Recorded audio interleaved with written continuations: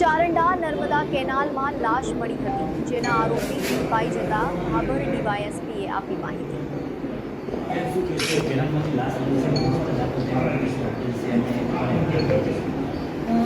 આ કામની હકીકત એવી છે કે અશોકભાઈ હેમંતજી ઠાકોર રહેવાસી અબાસના ભાભર વાળાઓએ ગત તારીખ 6/3/2026ના રોજ ભાભર પોલીસ સ્ટેશન ખાતે ગુમ જાહેર ખબર આપેલ હતી, જે પૈકી તેમને એવું જણાવેલ હતું કે ગત તારીખ 5/3/2026ના રોજ પરિવારના સભ્યો તથા ગુમ થનાર જગદીશભાઈ હેમંતજી ઠાકોર ઉંમર વર્ષ 22 રહેવાસી અબાસના ઘરેથી રામનગર રોડ ઉપર આવેલા ગૌચરના ખુલ્લા મેદાન પર બેસવા જાઉં છું એવું કહી અને ઘરેથી નીકળેલ, જે સવાર સુધી પરત ના આવેલ એ બાબતની તારીખ 6/3/2026ના રોજ ભાભર પોલીસ સ્ટેશન ખાતે ગુમ જાણવા જોગ દાખલ કરેલ હતી. એના તપાસની હકીકત મળતા અને તપાસ દરમિયાન ખબર પડતા માહિતી એવી મળેલ કે તેમને ગામની જ કોઈ એક છોકરી સાથે આડા સંબંધો હોય અને તે બાબતની હકીકત મળતા પોલીસની અલગ અલગ ટીમો બનાવી અને એ બાબતે તપાસ કરતા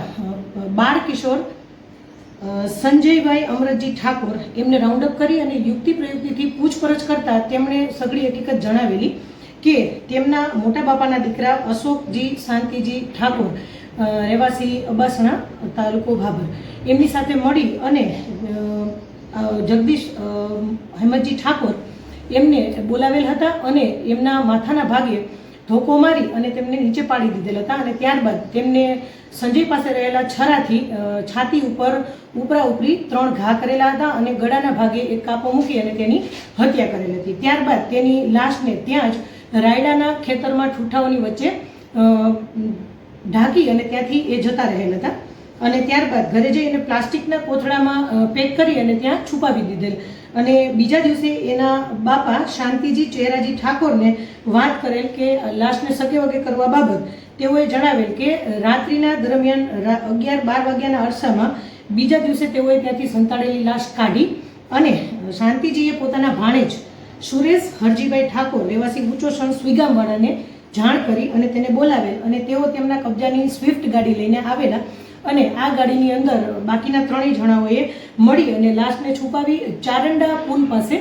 નર્મદાની કેનાલની ઉપરથી લાશને તેમાં ફેંકી દીધેલ. આવી હકીકત જણાવતા અમોએ અલગ અલગ ટીમ બનાવી અને લાશની શોધખોળ શરૂ કરેલ, જેમાં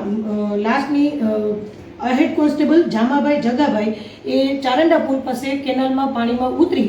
અને શોધખોળ કરતા ત્યાંથી લાશ મળી આવેલ હતી અને તેને બહાર લાવતા તેની ઓળખવિધિ કરતા તે જણાઈ આવેલ કે તે મરણ જનાર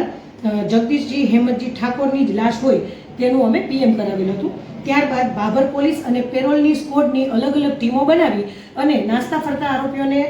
સત્વરે ગણતરીની કલાકોમાં શોધી કાઢેલ અને તેમની વિરુદ્ધમાં ખૂન, ગુનાહિત કાવતરું તથા પુરાવાનો નાશ કરવા વગેરે જેવી કલમો સાથે ગુનો દાખલ કરવામાં આવેલ છે અને આગળ તપાસ ચાલુ છે. ઘટનામાં કેટલા આરોપીઓ છે ને એમના નામ બોલો. ઘટનામાં કુલ 4 આરોપીઓ છે, જેમાં